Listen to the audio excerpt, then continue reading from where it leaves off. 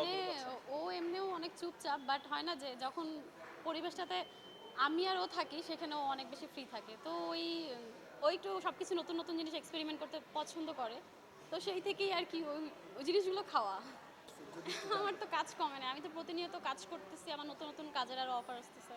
যদি আমাকে তো ওই প্রপোজ করেছে। হচ্ছে এমনি চুপচাপ টাইপের থাকে, সবসময় জাস্ট আমাকে ফোন দিয়ে বলতো ফ্রি আছো, একটু দেখা করতে পারবা, লাইক এই টাইপের সবসময় বলতো। আমি সবসময় ফ্রি থাকতাম না, ও থাকতো না। ও ইনডাইরেক্টলি আমাকে বিয়ের প্রপোজ দিচ্ছে। তুমি জানো আমি না বিয়ের জন্য একটা গয়না কিনছি, দেখো তো এটা সুন্দর কিনা। লাইক আমরা তখন ফ্রেন্ড ছিলাম, তখনও ফ্রেন্ড ছিলাম।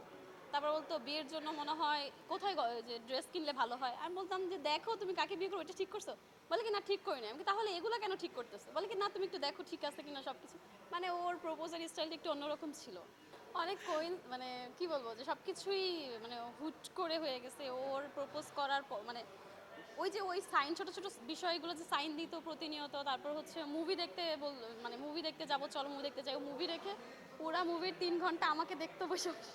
কিন্তু মুভি কি আর দেখতে মুভি হয়? আর দেখা হইতো না। তখন মুভি আর দেখা হতো হলের মধ্যে। আমি বলছি, তুমি কি মুভি দেখতে আসছো?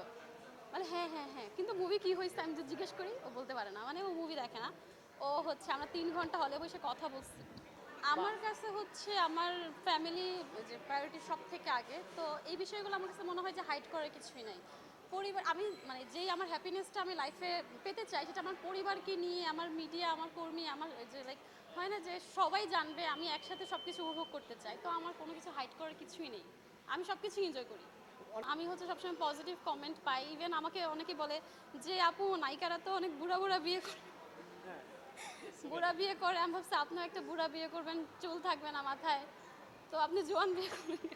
তো আমার আসলে এই ধরনের মানে বিয়ের প্ল্যানিংটাও ছিল না। আমি আমি কখনো লাইফে চিন্তা করি নাই যে কোনো বুড়া বিয়ে করব। আমি আসলে আমি যাকে পছন্দ করব, যে আমাকে ইম্পর্টেন্স দিবে, সম্মান করবে, আমি এমন একজনকে লাইফ পার্টনার হিসেবে চেয়েছিলাম।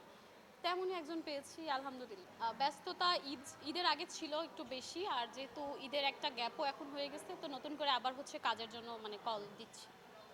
নাটকে আপাতত কাজ করতেছি, আর হচ্ছে যদি ওয়েবে ওইরকম ভালো সুযোগ হয় তাহলে ওয়েবে অবশ্যই করব।